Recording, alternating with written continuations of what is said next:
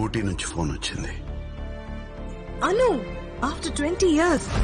తమ్ముడిగా నువ్వు దాన్ని జాగ్రత్తగా చూసుకుంటానని నాకు మాట ఇవ్వు.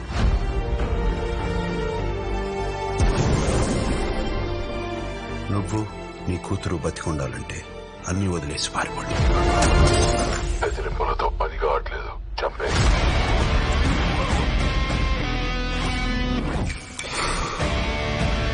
ఎవరిని నమ్మాలో తెలియడం లేదు విక్రమ్. అదితిని నిన్ను చూసుకునే రెస్పాన్సిబిలిటీ నాది.